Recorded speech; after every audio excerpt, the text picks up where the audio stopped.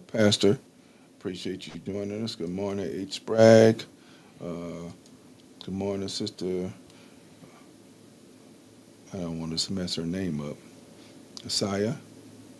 That's what it looks like. Yeah, Saya Quill. Okay. Um, Sister Maria, Miss Wanda Smith, Lana. Appreciate you all this morning. Thank you. God bless you too as well. I appreciate that. We need all the blessings we can get. So let's jump on this situation real quick with good morning, Miss Angela Lynette. Hey, appreciate you. Okay, we back. We good. All right.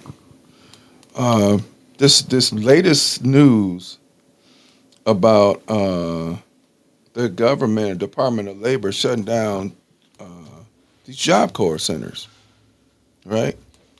And like at first, I thought, and I've got to get real clear about all of the news. Is they're only shutting, they were going to shut them down because they were ineffective or whatever. And I used to work at Job Corps, and I'm not saying that it's a perfect situation because we know that most situations are not perfect, all based upon the fact that somebody else has got to have their hands in the pot and they see things, they see and run things how they see and run them.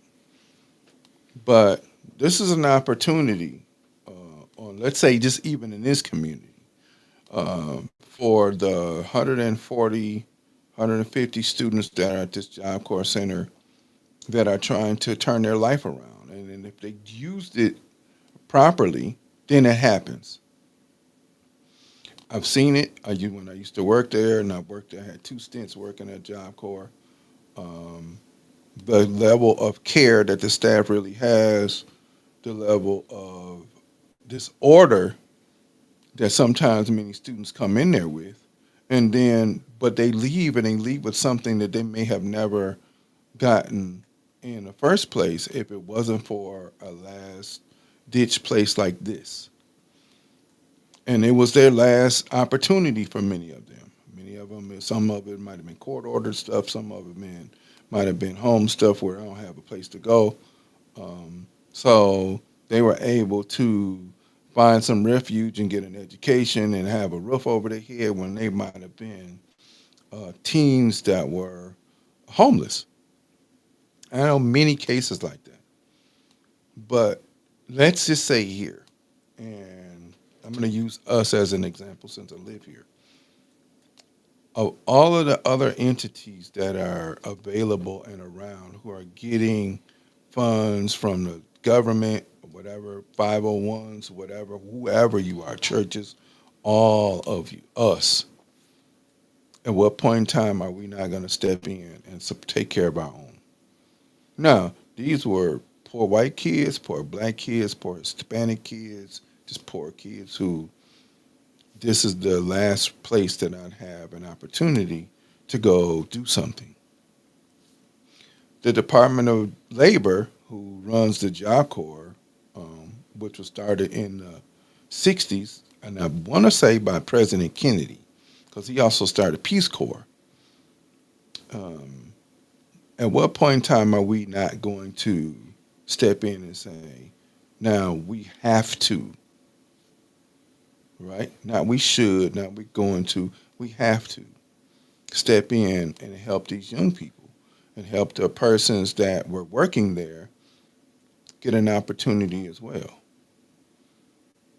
Okay, because there are some people there that work for Job Corps that I know of for years, and because they believed in what the idea of what Job Corps means,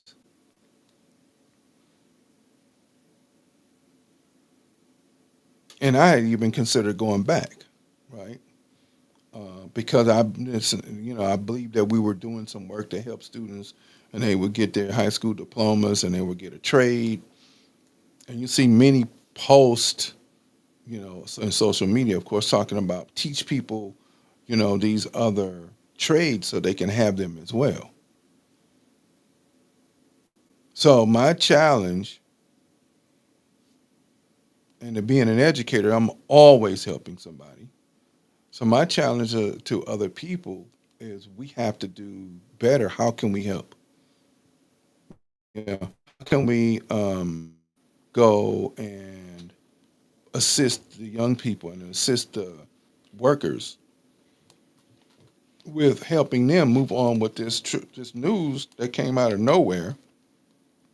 And it literally was one day they have a meet. From what I can gather, they have a meeting, and it said they tell the students and the staff that you have. At first, I heard it was until August, and then it's the end of June, and now it's tomorrow.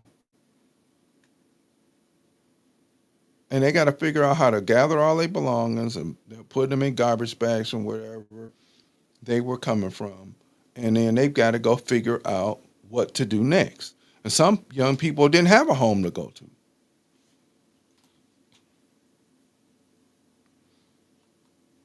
I mean, literally, it was you're being uprooted from your position, your place where you, even if you're still wilding out, because some of them were, and some of them are. So don't get it that, oh, they were coming in being model students. Most of them were never model students anywhere. And some of them, like I said, were homeless, and I know some.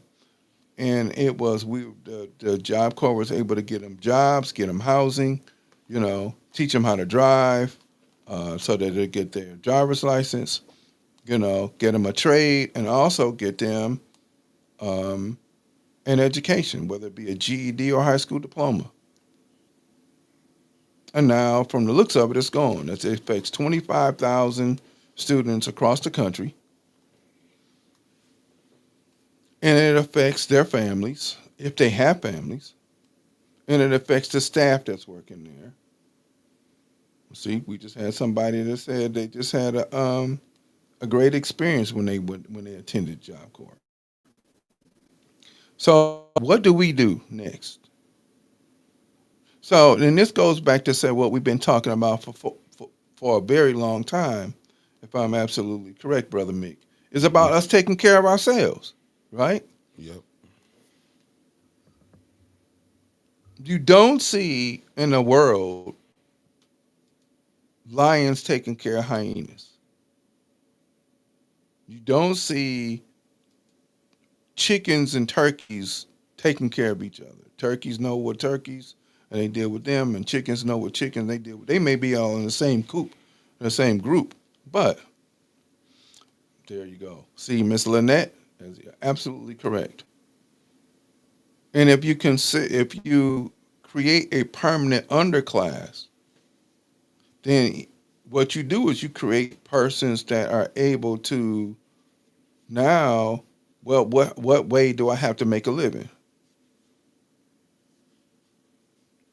So you have to be able to go to um, whatever means you feel is necessary in order to go make a living. Whether that means underground, whether that means I'm selling this, I'm doing that, I'm doing whatever I need to do in order to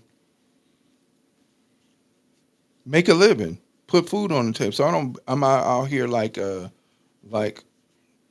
being animalistic, which means then what happens is we have a place for you. There's 25,000 potential homeless, potential um, underclass. I like that. I'm gonna use it. Underclass young people who are out here with nothing to do, feared, and they have fearfulness, where they're scared because they don't know where their next meal is gonna come. Starting tomorrow,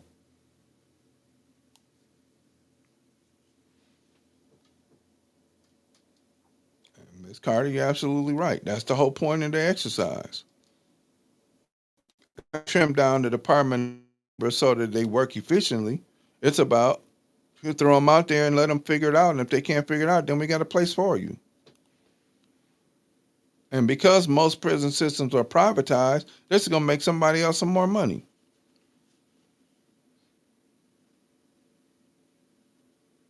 Period.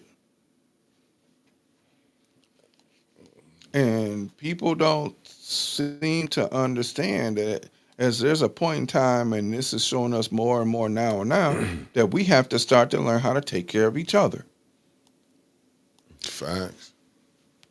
right? So with all of the churches around in the city of Flint, all of the million churches around in the city of Flint, how are you going to help these young people?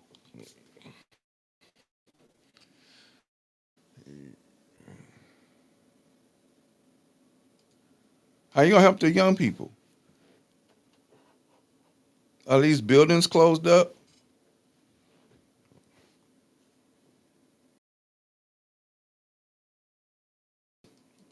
Let's say I'm gonna make a bold, silly statement.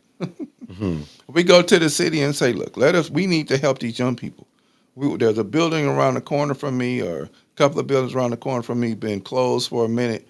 Let me do something where we can. No, of course not. Let me do something. Let us do something as a group that said we can help these people not only have a roof over their head, but continue their education, right? And help them build a skill so that they can go out and be productive in the world somewhere. And what we're going to get, not only for the city, but other people that have these places, whether it be churches.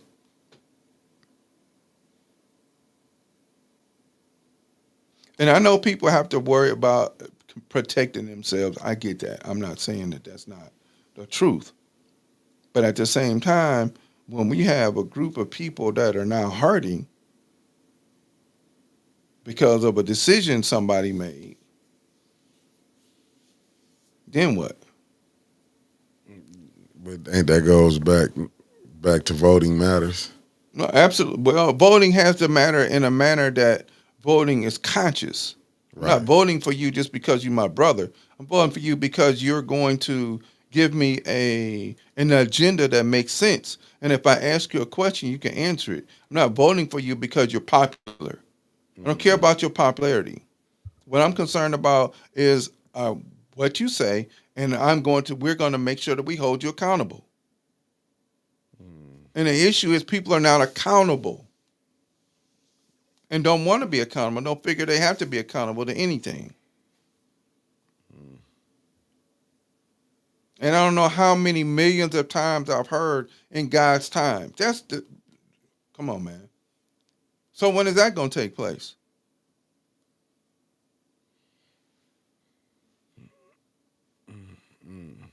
Yeah. Okay, we hear that all the time in God's time. That's the same thing that the government has said for a couple hundred years. It's going to come in time.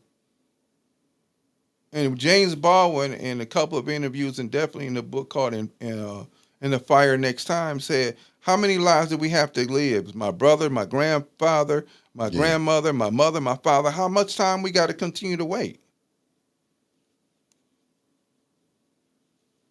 If these people are ineffective and don't understand the crisis, then they don't need to wait until the next election. They need to be gone."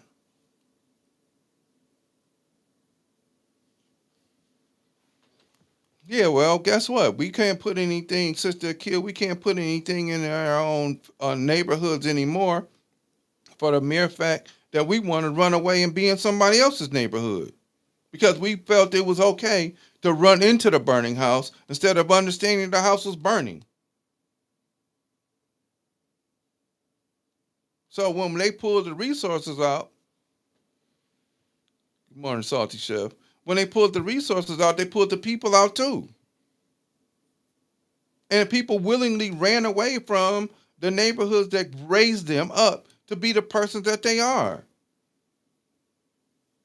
See, that's still part of whether we understand it or not, and we don't. That's African remembrance from where we were. Where if you wanted to be a doctor, then we pooled our resources to make sure you're a doctor, but you owe us back.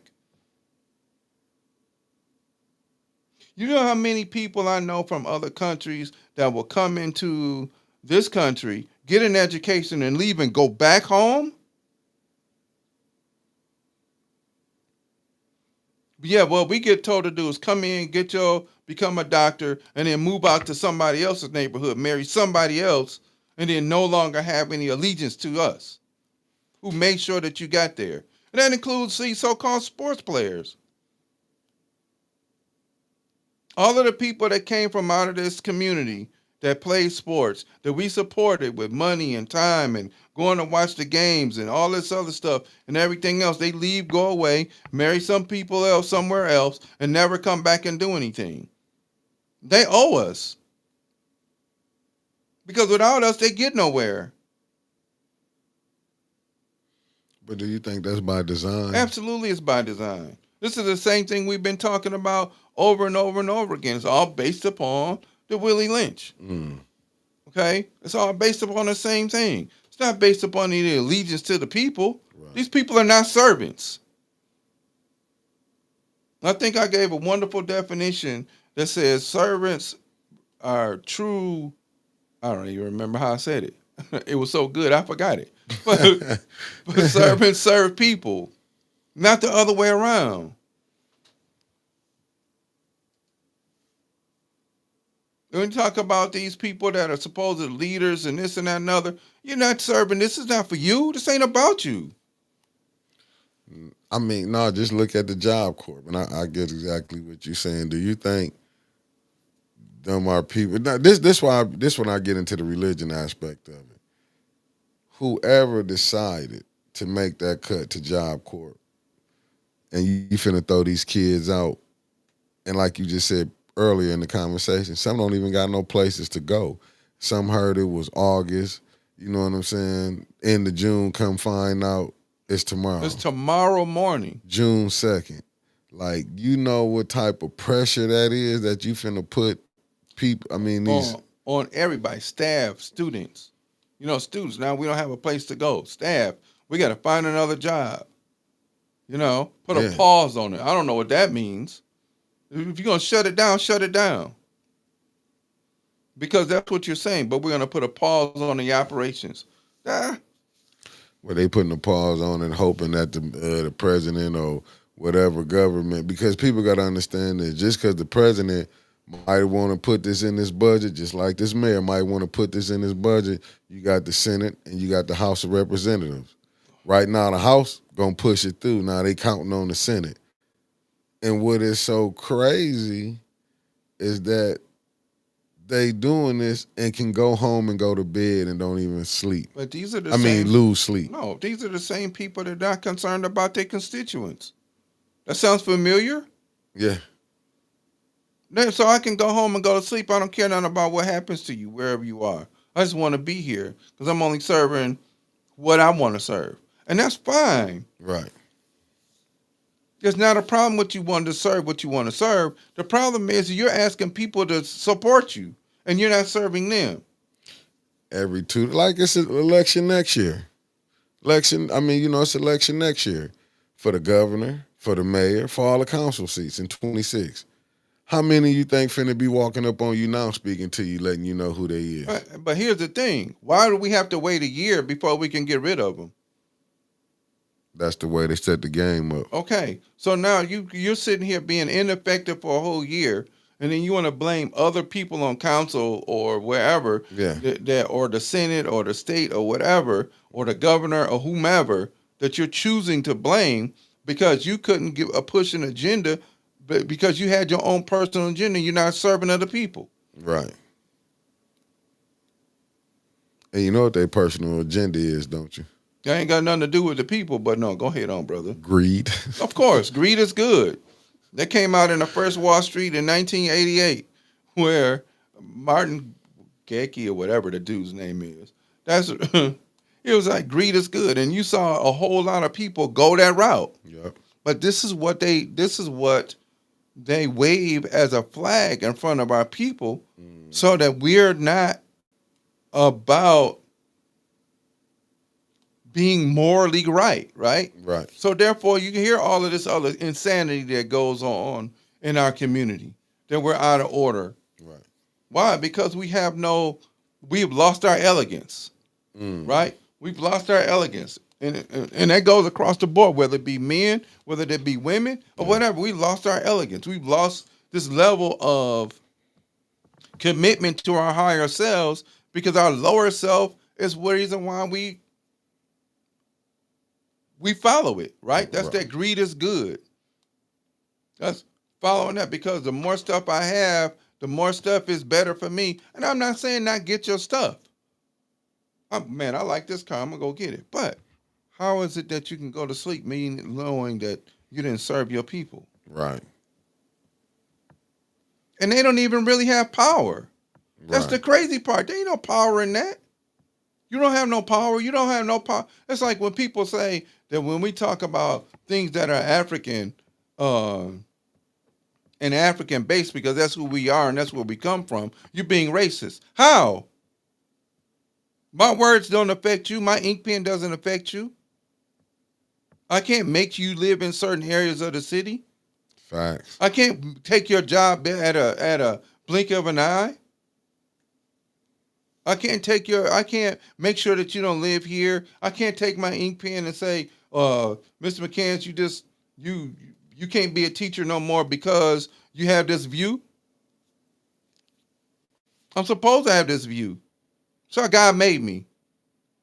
But I'm not that's not power and where I can say, well, um, I don't know who Maria Carter is, but I don't like her name. She might be Hispanic or whatever. I'm used to using that as an example. And I can say, well, when her name comes across my desk, I can just say she can't get a house. She can't get a car. I don't have that type of power. That's racism. That's white supremacy. It's one thing to say we're going to look at the budget of the Department of Labor and say, how can we refine the budget so it's more effective? It's a whole nother thing to say we're just going to shut this program down and not care about the 25,000 people that was put in that we're helping, young people that we're helping try and do something better with their life. In a program that was put in place in the 60s along with Peace Corps.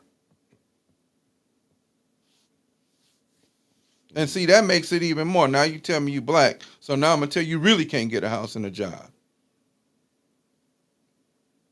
That's power. And we can sit here and talk about speaking truth to power. That's fine. You're talking. But economically, we're not doing anything. Go back and check out. Y'all better go back and check out Dr. Claude Anderson and his Powernomics book. Facts. Okay. We got to wrote a book back in the early 2005 or 6 called Powernomics. Mm-hmm. We don't have a community. Right. We don't have a bank. Right. We don't have a hospital. Facts. We don't have a real community. Facts. So therefore, how can we talk about power and we don't have it? Double facts. But we got all of the churches that you want to have, and they don't have no power either. Only during the election time. Sound familiar, though. Man, when you got people that have power to say they want to represent you, come in and talk to you to get all of the votes of your people in your church, but they not doing anything for you. They make empty promises.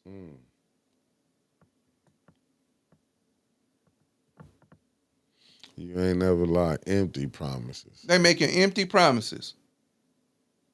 I mean, and it's sad on a local, but just look at the state. I mean, look at the national level. They finna cut Medicaid, right? So at what point in time are you not taking your health, real wealth, your health, right, into your own hands? Right. How many thinking about that? And I saw a post, not to cut you off, where it was a black woman talking. She was like, they finna find out how real it is now. Yeah. You finna find out how real it is that minimum wage, what is it, up to $12 now? 12 or something like that. But it was a time, now this the national level what I'm talking about. This ain't the local level. National level. They was thinking for so many years $7 was a big thing. That was making enough for where you can go, you know what I'm saying, to go live. $7? $7.25 minimum? $7.25 for a while, yep. That's what they thought that, and the cost of living was steady going up. Right. $7.25, and you got people that didn't even in D.C., and I'm talking D.C. now, the District of Columbia, didn't even thought $7.25 was enough for a person to make it. Right. But that greed is good. So now let's look at that. You got a mom and who's taking advantage of the system, not knocking it. Right. She gets a job. She's making $725. She Right. might have, and I'm using this as an example. Just an We're not example. bashing the women, so No don't bashing. start to get on your horse because I don't care nothing about your horse no way. Facts. So let's be this. Let's just follow this. So you go to Section 8. Section 8 give you a list of guidelines. You get a house. State pays for it, but you have to work 2 jobs in order to make ends meet at $725. Who's watching your children? TV, the neighborhood. Okay. And if the neighborhood is not in the best neighborhood and best conditions, then who's influencing your children? Same thing, TV, neighborhood. Yeah. Then you send your child to school, and who's at fault for trying to apply some correction for that child who's been raised by the neighborhood and television? But it's the teacher's fault. Nah, I'm not saying all teachers good. Not saying that. But if you're working 2 jobs in order to make ends meet, dad can't be around, regardless of what happened with y'all. Dad can't be around Right. because the rule of Section 8 says he can't be there. Then guess what? What you let your child do? Your child wilding out. Yeah. There's no structure, there's no order. They don't have to listen to nobody. You defend the child, and I've seen it. I'm talking about an example that I know. Not a theory, not an opinion, a fact. This is a fact. Child out of order, saying anything, doing anything, acting in your kind of way. And then when somebody wants to apply correction, that person is wrong. But wait a minute, you can't raise your child because you chose a different man to go to in order to raise your child. You chose a state. Mm-hmm. You get food stamps, you get housing, a housing voucher, and they asking crazy money. They're talking about $300 or $400 for these houses so that you can use part of that money for you something else. 8, 9, 1,500. Are you serious? And it's not always in the best condition areas. No, it's not in the best areas and not in the best condition. And I know one sister that I know personally that same group of people, instead of when it was time for them, they trashed her house, trashed it, busted walls out, tore stuff up. It's almost condemnable. Now, I don't know all of the details. I do remember seeing part of her house. But wherever the tenants was, trashed her house. Now, I'm not saying that they were Section 8. I don't know what they were. But they trashed her house. For real? She gave you covering, a roof over your head, and you trashed her house.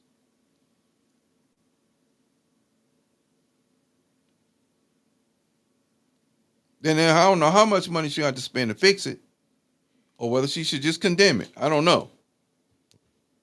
Damn. Right. But this is the stuff that we're working with as teachers. That nobody can order and discipline your child. And no matter what, we make a phone call, child still come back acting the same way. What? We suspend them, child come back still doing the same thing. I understand. But that go back to parenting, that part. Yeah, but you can't parent if you don't have 2 parents in the household. And I don't care what nobody says. If you don't have 2 parents in the household, and even if that means you got to sneak a man to parent his child, whatever, even if y'all relationship don't work out, this is a job and duty to raise a child. That's what you brought. You laid up with him in order to get him here. Facts. Let him do his dang on job. No, I'm sorry. Let him do his damn job, because that's his job. His job was you let him have part of heaven, so don't let him go through hell with not raising his job, without doing his job raising his child, regardless of what the hell they say. Even if that means you drop him off. Right. Hey, I don't like you, but we're going to meet over here. Take your kid. Take your child. Do something with him. But what is the government doing now, Brother Elliott? Say we finna cut it. Yeah, we're going to cut But that took too. the man out. Yep. And who did you? And now it's gonna be forced back to you gonna need each other. You have to. But this is what we've been talking about. Stop doing it, listening to this other stupid ideology that ain't got us nothing but pain. Oh, we got free housing, but your man can't be there. Oh, Goldman Sachs got $10 billion for women businesses, minority and black women businesses, but you better not have a black man on your staff that you sharing that money with. So listen, and I said sharing that money with. And we sitting around here worried about what? And then when our kids out of order and we sitting in there and they do some dumb stuff, like, right, okay, give an example. Morning concrete jungle. This happened in jungle. This happened in Georgia. Been all over the place. 3 young men, 15, 16, and 18, 4 o'clock in the morning, breaking into somebody's house. They happen to be home. They come in shooting, he shoot back too. Who you think these three young men were at 4 o'clock in the morning? Should have been at home in the bed. Should have been at home in the bed. 15, 16, and 18. Breaking into somebody's house, talking about just the police. The homeowner's at home. He handles his business and takes care of them. And now the parents want to sue him. You out of order. That's out of order. Yeah, facts. How you gonna sue him and your kids was cutting Your up? kids is the one cutting up and out of order. And created it. And created the chaos. But this is what we want to do. We want to blame somebody else for where we out of order at. Oh, the school don't like my kid. It's not my job to like your kid. That's your job. My job is to teach. I don't even like my own kids sometimes. Me too. Right. So as parents, it's not my job to like your kid. My job is to teach. Your job is to make sure that you send a sponge to me that absorbs everything that I'm trying to give them. And you sit around here and we blame the school. No. Because if you let us be a village again, then that disorder becomes functional. That disorder becomes right. It should be okay. If you see my child out of order, hey, you better check him. Don't tell me about it. Check the child when you see him. Don't wait until it's too late, man. I told you. No, you didn't. You should have checked him or checked her. But now don't say nothing to my child. Don't do this. Don't do that. You can't say nothing to my kid. You ain't saying nothing to your child. Now all of a sudden, when a child's sitting in there and they done committed a crime, or we got to go to a funeral, right, you want to holler, cry, mama, and then you want to sue me because get out of here. No. I'm not taking that. And we have to stand up. As a man, I'm saying, hey, look, you're not blaming that on me. As a teacher, you're not blaming that on me. We're here together. 182 days I spend with your child. I spend 8 hours a day, 182 days a year with your child. Only 365 in a year, so do the math. Right. So you got them another 173 days, 163 days, 73, whatever. Do the math. Yeah, I'm off a little bit. 173 days. I got more time than you do. You mean tell me I got to deal with your child's raggedy ass attitude and horrible manners? Where do you think that come from? That come from 2 people not working together. I don't care nothing about who got whatever going on over here, and you kicking it with that person, and you kicking it with that person, and y'all may not like each other, but it's about the child. Right, we were raised by neighbor, and we've lost all of that. Because people want to tell you can't tell me what to do. You can't tell my child what to do. You can't order my child. Remember we was talking last week when we said it would be when the preacher would come, just to show you how kids, the different stages, we'll see a dog come by, you was cut. I'm not saying I didn't cuss during my time, right, but when you seen a dog come by, you would cut it, you would shut it down. Then you get back to cussing when they moved on along. Absolutely. Because you don't know if they knew your parent or not. And then it was a time, remember, you don't embarrass me. Right. You better not. You better not say nothing. You better not go out in the street and your name come up attached to me in any way, shape, or form. You better not. Right. I agree. Remember You you? better not. You go out there and have somebody to, uh, uh, right, well, that's true. But first and foremost, and there was a point in time, Sister Kill, that we were accountable, right? We were accountable. We held ourselves up to a standard regardless of what we've been through in this country. And I'm not getting into the where we've been. That's somebody else's argument, right? What I'm talking about is we were accountable. We held each other accountable. You have all of the decadence and the horrible stuff and this and that in our communities that you got now. That was all done by design, and we should be very clear about that. There's too much documentation out there, whether you read it or whether you look at it on the internet or whatever, however, that says, hey, we did this. We were on this level. You don't have none of these inventions and none of it in this country in no way, shape, or form without us having the discipline and the order in order to bring them about to life. The car, the lawnmower, the ironing board, the iron, the light, all of that stuff. It's all our stuff that people stole and claimed it to be theirs. The first clock that was built by Benjamin Banneker in the 1700s still works today, but out of wood. They've named the clock in London Big Ben after him. Wow. So we've done all of this stuff that we've given to the world. There's a couple of 2-volume books by Gerald Massey called Ancient Egypt, Light of the World, which he shows how ancient Kemet gave everything to the world, and if it wasn't for ancient Kemet, you don't have anything in the world. You have nothing.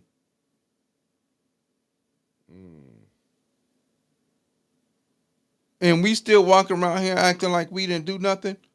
We didn't have nothing. That's what they want us to. They don't want us to know that what we've done, what we had, what we've given, and none of that stuff. Facts. And I'm not saying that you gotta, because we're not looking at the spirit of people and the spirit of our children either, right? And I'm not saying that you gotta do these. I believe in whooping. I don't care. Facts. I don't care. But you gotta deserve it. Right, It's right. not just gonna be I'm whooping you for stuff or whatever. The hell with taking your cell phone away. I'm gonna take your ability to sit down away. Right. Especially if I'm getting the same phone call over the same thing, then you ain't gonna be able to sit there. I ain't taking nothing from you. You can still have it, but I'm gonna take a pound of flesh. They remember the pound of flesh. Yeah, I don't care nothing about you taking my cell phone. I don't care nothing about you taking my PlayStation. What am I gonna do with that? But you ain't done that. That just caused me some discomfort for a few minutes because I can't hang out with my friends. Right. But okay, I'll get over that. But guess what?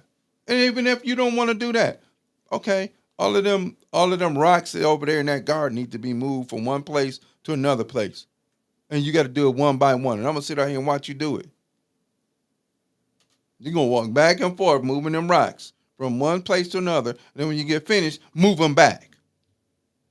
We don't do nothing. We just gonna fuss at our child and we gonna take their phone and take the man, get out of here with that. That don't mean nothing to nobody. Right. Now you have parents being in a full-fledged argument with them like they're another adult in the streets. Yeah. Pop you right in the mouth. I ain't Man, gonna go right back and forth with you. I ain't talking to you at all. You better not say a word. Yeah, I'm not going back and forth. Right in the mouth. Right in the mouth. I'm talking to you about what? Yeah. Bro this, bro that. Right in the mouth. Figure it out. And you better not say nothing back, and I better not hear you mumbling. I better not think that you're mumbling. Right. Right in the mouth. Man, I remember getting in trouble with my dad one time, and I swear to God, I didn't open my mouth. He's like, I heard what you was thinking. What? Man, got whacked again. I heard what you was thinking. It was the look you gave. It was man. It was the look you gave. But you stepped up the stair too hard. You know what I'm saying? That type of crazy stuff. Yeah. You know. Oh, you want round two? Come here. And don't let them walk up them stairs 2-3 at a time. Oh, what? It's a wrap. It's over with. Yeah. See, parenting back then, we not talking about abuse. We talking about parenting. Parenting. That's two different things. Abuse to parenting. But when you cut up, like you said, I'm not whooping you. When you deserve it. Yeah. That's parenting. That's not abuse. Oh, you came in had a bad day. I'm finna whoop my kid. That's abuse. That's abuse, right? You You had a know what bad I'm day, so saying? you No. taking out on your children. Right. No. You didn't cut up in school, and I got to keep talking to this teacher. And I know I told the teacher I'm gonna have you acting right. You're not gonna go in there and cut up.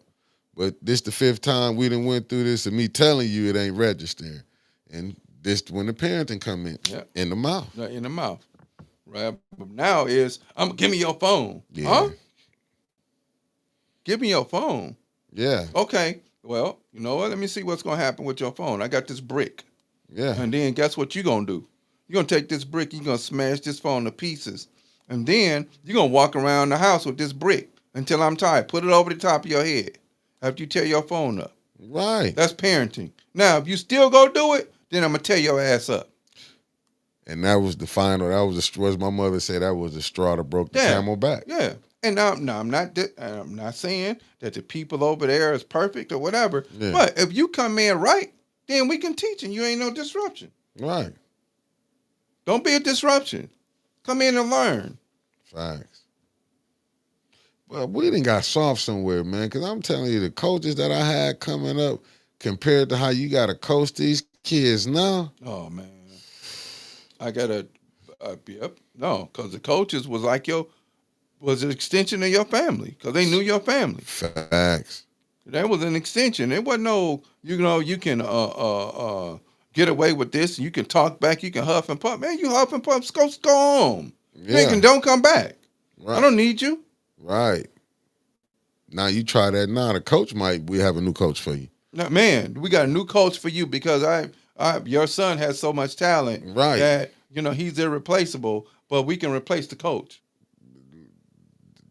I ain't seen so much coddling in sports. I'm not saying they didn't do it back then, but a coach could coach. He didn't do it back then. Yeah, a coach could coach. You had a coach grab you up. Yeah. You had a coach make you run. I had a coach that made some people run during the game. Yeah. Push up. Halftime. Get out there and run that court. Yeah, when you was playing around lollygagging. You goofing off and you ain't running running the offense like we supposed to, whatever, all this other stuff. Yeah, okay.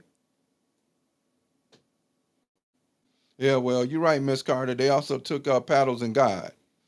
I see with this Julian 724. Yeah, that's true. But you have to understand, if you're not part of the school system and the structure, the part of that is also about that principal has to follow what the school board says. So even the principal hands can be tied. Yeah, absolutely. That's when we have independent schools, we don't have to follow those principles. And I mean independent because they don't have to have charters, right? Gotcha. If you have an independent school that doesn't have to follow those principles, then they can teach righteously and rightly without having to worry about test scores from the state or this or that or other. You can really teach people how to think again. And I'm sorry today, family, I got to cut it short in a couple minutes because this is graduation weekend and birthday weekend and all kind of other stuff. So we're going to do a couple more minutes and then we'll definitely be back next week for it.